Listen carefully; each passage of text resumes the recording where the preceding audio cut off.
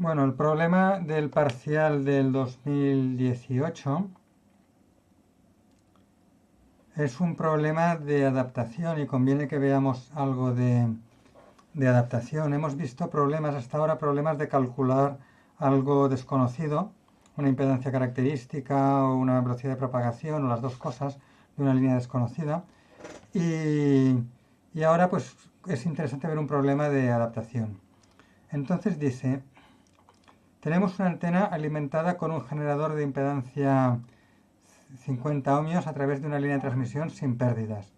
Deseamos calcular la impedancia de la antena y también adaptar la línea al generador, pero desconocemos los parámetros y la longitud de la línea. Bueno, aquí una vez más tenemos lo de que no conocemos los parámetros de la línea, pero luego vendrá la parte de adaptación que es la interesante. Con los datos que se dan aquí, calcular los parámetros de la línea desconocida va a ser mucho más fácil que en los problemas que hemos hecho antes. Aquí va a ser muy fácil y lo difícil del problema será adaptar la línea esta al generador. Entonces me dice, utilizando un analizador de redes, medimos a la entrada de la línea una impedancia de entrada de este valor 150 menos J75 ohmios cuando la antena está conectada a la salida. Y luego medimos también J75 ohmios o menos J75 ohmios cuando conectamos a la salida un cortocircuito o un circuito abierto. Es decir, hacemos tres medidas. Con la antena, que es la carga, a ver, el hecho de que sea la antena es incidental, es la carga desconocida que queremos medir, me da esta impedancia de entrada. Con un cortocircuito, cuando yo le pongo un cortocircuito al final, mido J75 ohmios con ZL igual a 0. Y la impedancia que mido en circuito abierto pues son menos J75 ohmios con ZL igual a infinito, ¿vale? Entonces hacemos tres medidas, con lo cual en el fondo tenemos tres ecuaciones para poder ir planteando lo que sería un sistema de ecuaciones. Fijaos que tenemos tres incógnitas. ¿Qué es lo que no sabemos?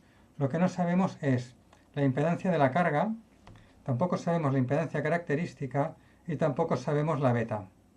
En este caso nuestra incógnita puede ser la tangente de beta L en la fórmula de las impedancias, a la cual recordad que podemos llamarle T para simplificar. Entonces en la fórmula de las impedancias tenemos tres incógnitas, ZL, Z0 y T. Y tenemos tres ecuaciones porque hemos hecho tres medidas, ¿no? Con lo cual va a ser fácil calcularlo. Vamos a ver aquí el apartado A.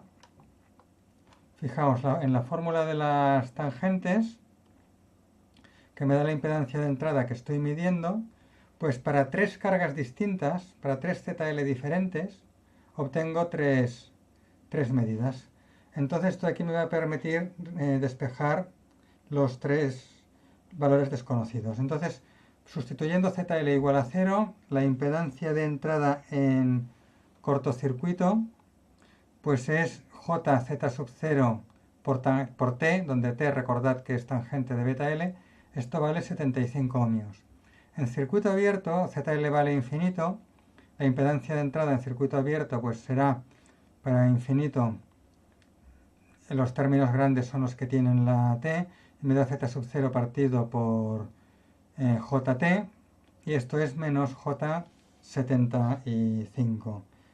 Pues enseguida puedo multiplicar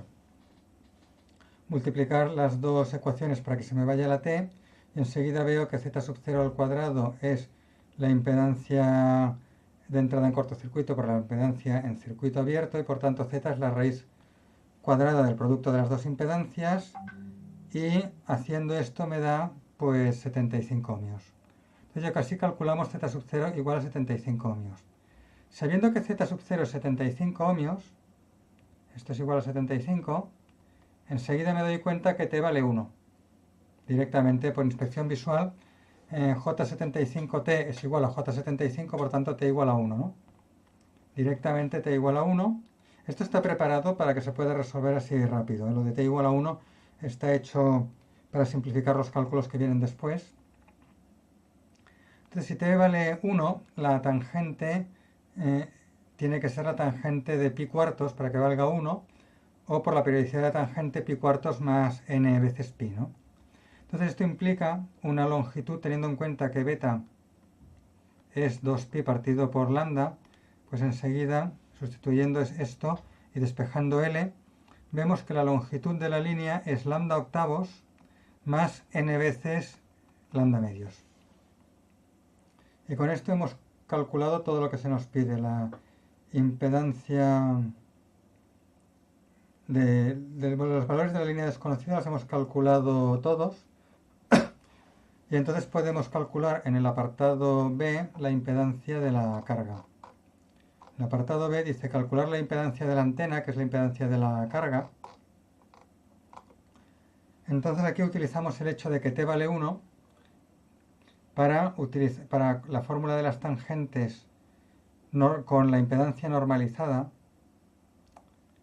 Al sustituir t igual a 1 me quedan todos los cálculos mucho más fáciles. Lo que os comenté en el otro problema vale mucho la pena. Fijaos aquí como la fórmula de las tangentes, cuando yo utilizo impedancias normalizadas, me queda muchísimo más sencilla esta fórmula de aquí arriba. Y para despejar cosas me va mucho más fácil. Entonces yo sé que la impedancia de entrada normalizada, me han dicho que hemos medido 150 menos J75, pues normalizada es la impedancia de entrada dividido entre la impedancia de la línea de transmisión. La impedancia de la línea de transmisión la acabo de calcular en el apartado A y me han salido 75 ohmios, o sea que la impedancia normalizada es 2 menos J. Entonces aquí podemos sustituir y despejar. Sustituimos y despejamos y me sale 1 más J. También podíamos haber hecho lo que ha salido explicado en el problema del parcial del año pasado, de recorrer la línea al revés, y en este caso pues pondríamos aquí la impedancia de entrada y t lo cambiaríamos por menos 1 en lugar de 1, y bueno, pues nos saldría enseguida la impedancia de entrada menos J partido entre 1 menos J por la impedancia de entrada, ¿no? Entonces me acabaría dando la misma impedancia de la carga que he calculado de esta manera. Podría haber ido seguramente un poco más rápido así. Entonces luego viene el apartado C, que también es fácil. Calcular el coeficiente de reflexión de la antena y la fracción de potencia disponible del generador radiada por la antena. Bueno, esto es lo mismo que ha salido ya en los dos problemas anteriores. El coeficiente de reflexión lo calculamos a partir de la impedancia de la antena y de la impedancia característica de la línea de transmisión. Este coeficiente de reflexión es el coeficiente de reflexión en la carga.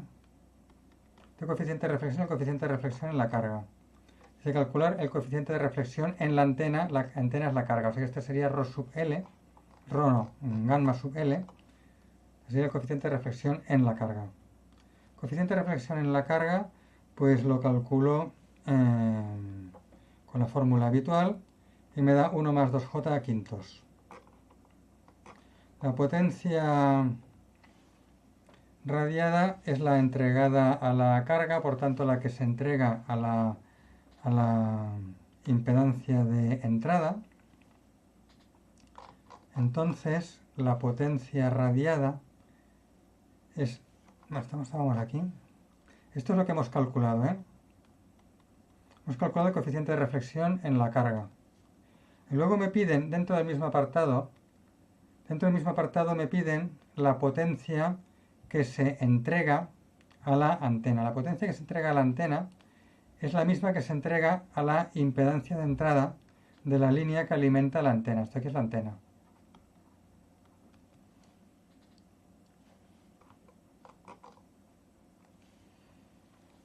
Entonces, fijaos que yo calculo muy fácilmente la impedancia que se entrega a esta impedancia característica, perdón, la potencia, he dicho impedancia, la potencia que se entrega a esta impedancia característica como la parte real de esta zin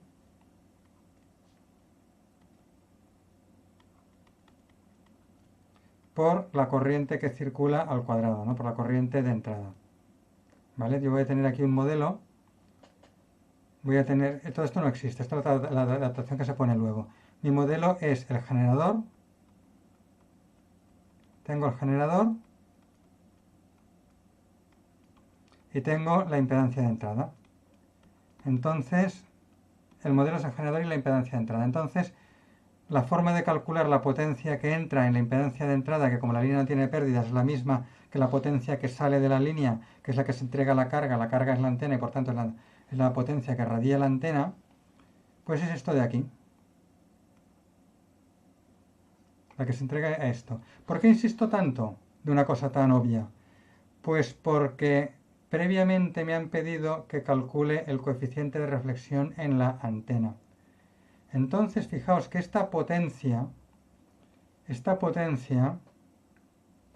la voy a volver a poner aquí porque es un tema importante, esta potencia, parte real, vamos a poner directamente Rin,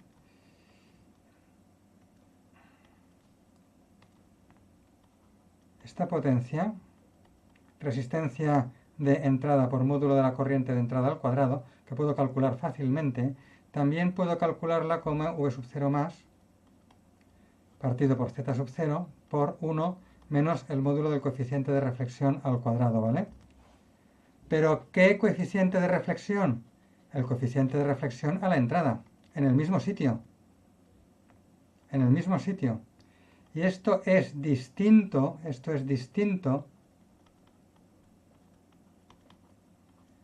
de la misma fórmula con el coeficiente de reflexión en la carga. Entonces el hecho de que en el mismo apartado se haya preguntado el coeficiente de reflexión en la carga puede dar lugar a que alguien utilice la fórmula de calcular la potencia entregada como suma de la potencia de la onda progresiva con la potencia de la onda regresiva, que utilice esta fórmula que es correcta, pero que en lugar de poner el coeficiente de reflexión a la entrada, que es lo que correspondería poner, no lo haga así y ponga el coeficiente de reflexión en la carga, simplemente porque en el mismo apartado se ha pedido que se calcule. Entonces, esto es lo que no hay que hacer. ¿De acuerdo? Pues bueno, en este caso, como sabemos cuál es la impedancia de entrada, pues es muy fácil calcular la potencia entregada. Entonces, como siempre, la potencia entregada es esto, parte real de la impedancia por la corriente al cuadrado. La corriente es la tensión del generador dividido entre la suma de las dos impedancias. Pues el módulo de la corriente al cuadrado me va a dar esto. La potencia disponible es la potencia entregada a una carga adaptada, cosa que ya sabemos, esto de que ya lo hemos justificado antes, y en la clase de teoría también. La relación entre las dos potencias, potencia entregada a la carga entre potencia disponible. Sí, dime. ¿Por qué la potencia radiada es la entregada a la ZL es la misma que la entregada a ZI? Porque no hay pérdidas en la línea de transmisión. Si la línea de transmisión no disipa potencia, por tanto la que entra en la línea es la que sale. La que entra por la izquierda, o sea la línea no tiene pérdidas. ¿Vale? Entonces,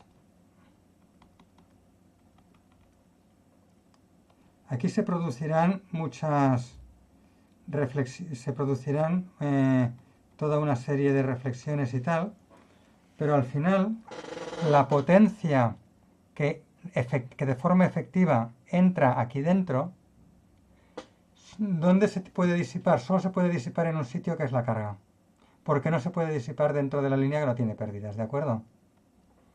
Fíjate que esta potencia que entra aquí ya es neta. Como estamos calculando esta potencia con la impedancia de entrada, es una potencia, fíjate que esta impedancia de entrada de aquí, Zin, es una impedancia que está directamente relacionada con el coeficiente de reflexión a la entrada.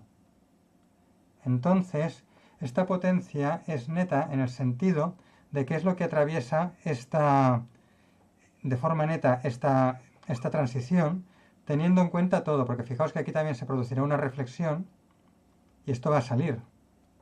Pero esto es la potencia neta, es decir, es lo que entra menos lo que sale. Y lo que sale es la suma de las dos reflexiones, la que se produce en la primera transición y la que se produce en la segunda transición. Pero como esto es neto y es lo que atraviesa, una vez atravesado solo se puede disipar en un sitio, que es la carga. Por tanto, es la potencia que se entrega a la carga, al no haber pérdidas en la línea. Vale, gracias. Entonces, pues bueno, tenemos una fórmula para la potencia entregada a la carga y otra para la potencia disponible. El cociente es divido las dos fórmulas, me da esto, y a partir de aquí, como tengo los valores de todas las variables que salen, pues sustituyo valores y me sale pues esto, que se entrega el 65% de la potencia. Aquí pongo un comentario que no utilizamos esta fórmula. A ver, lo primero que he dicho es que no utilizar esta fórmula con el coeficiente de reflexión en la carga. Si esta fórmula hay que utilizarla con el coeficiente de reflexión en la entrada. Pero es que además, tampoco conocemos V sub 0 más, porque fijaos que el generador no es canónico. Si nos vamos aquí, el generador tiene impedancia 50 ohmios, la línea tenía una impedancia desconocida Z sub 0 que hemos calculado, nos han salido 75, por tanto el generador no es canónico. Entonces esta fórmula podemos utilizarla si primero perdemos tiempo en calcular V sub 0 más. Pero esto hay que perder 5 minutos en calcularlo y no nos sale a cuenta. Pero podríamos haberlo hecho siempre y cuando aquí pongamos el coeficiente de reflexión a la entrada y no el coeficiente de reflexión en la carga, que es el que nos han pedido que calculemos aquí en el mismo apartado. Bueno, entonces nos queda el apartado D, que es la adaptación, que es era un poco la parte difícil del problema. Vamos a limpiar lo que hay por aquí. Dice, con objeto de radiar la máxima potencia posible, se decide adaptar la entrada de la línea al generador utilizando un transformador de impedancias en lambda cuartos y una reactancia paralelo.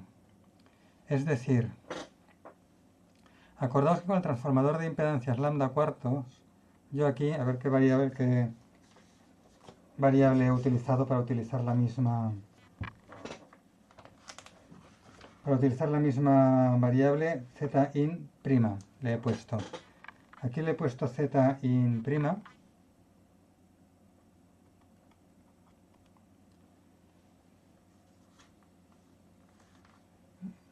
Esta z in prima es aquí, esta z in prima es antes de poner en paralelo esta reactancia. Entonces esta z in prima, como es una línea de transmisión de lambda cuartos, será z sub 0 prima al cuadrado partido entre z in, que es la que tenemos aquí. Esta es la fórmula de la impedancia de entrada de una línea de transmisión lambda cuartos cargada con una carga, que en este caso es z in. Acordaos lo que os decía, que cuando tenemos empalmadas en cascada varias líneas, siempre empezamos por la derecha, calculamos la impedancia de entrada de lo que hay a la derecha y se convierte en la carga de lo que hay luego a la izquierda de esto, ¿no? Entonces vamos pasando así, la impedancia de entrada de una cosa es la carga de lo que hay inmediatamente a la izquierda. Bueno, pues nosotros ajustaremos. Nosotros lo que queremos es que esto valga ZG para que esté adaptado, ¿no? Queremos que esto valga igual a ZG. Entonces nosotros buscaremos cuál es el valor de Z sub 0' para que haciendo esto me quede una impedancia tal que, si le pongo en paralelo una reactancia Jx sub P, automáticamente tengamos una impedancia igual al conjugado de ZG para adaptación conjugada. Como ZG son 50 ohmios, pues el conjugado también son 50 ohmios. Entonces lo que habrá que hacer es lo que he dicho antes. Sea Z' la impedancia de entrada de la línea lambda cuartos. Esto de aquí, que es lo que he puesto antes en la hoja del enunciado. Necesitamos que esta impedancia de entrada de la línea lambda cuartos en paralelo con Jx sub P sea el conjugado de la impedancia del generador. Bueno, pues sabemos que las impedancias en paralelo se calculan sumando admitancias que son los inversos de la impedancia. Es decir, al hacer un paralelo tengo que sumar el inverso de la impedancia con el inverso de la otra impedancia que está en paralelo, y esto me da la admitancia que es el inverso de la impedancia resultante. Entonces yo quiero que el inverso de la impedancia resultante sea de 50 ohmios, o sea, yo quiero que esto valga 1 partido por 50, el inverso. Hasta aquí de acuerdo, ¿no? Si alguien no ve claro esto, que lo diga. Hasta aquí de acuerdo, ¿no? Vale, pues lo pongo esto con números. Sabemos cuánto vale xin, que lo hemos calculado en un apartado anterior, no sé si era el B o cuál era. Y nos quedan dos incógnitas. Tenemos una ecuación con dos incógnitas, z sub 0' y x sub p. Parece que no podamos resolverlo, pero sí, porque en realidad no tenemos una ecuación, tenemos dos ecuaciones, una para la parte real y otra para la parte imaginaria. Entonces, claro, si nos damos cuenta que tenemos dos ecuaciones en lugar de una, pues el problema es trivial. Igualando la parte real es a la izquierda 1 partido por 50 y a la derecha tenemos 150 partido por z sub 0' al cuadrado, y de aquí enseguida despejo z sub 0'. La parte imaginaria, pues igual tengo 0 a la izquierda porque es 1 partido por 50, 0 de parte imaginaria. Y a la derecha tengo menos j75 partido por z sub 0' al cuadrado y menos j partido por x sub p. Pues aquí, como z sub 0' lo he calculado antes, lo único que me falta es x sub p y puedo despejarlo rápidamente. Y me da menos 100 ohmios. Entonces ahora tengo la antena adaptada a la línea de transmisión. Tengo la antena adaptada a la línea de transmisión y ahora puedo entregarle a la antena el 100% de la potencia disponible.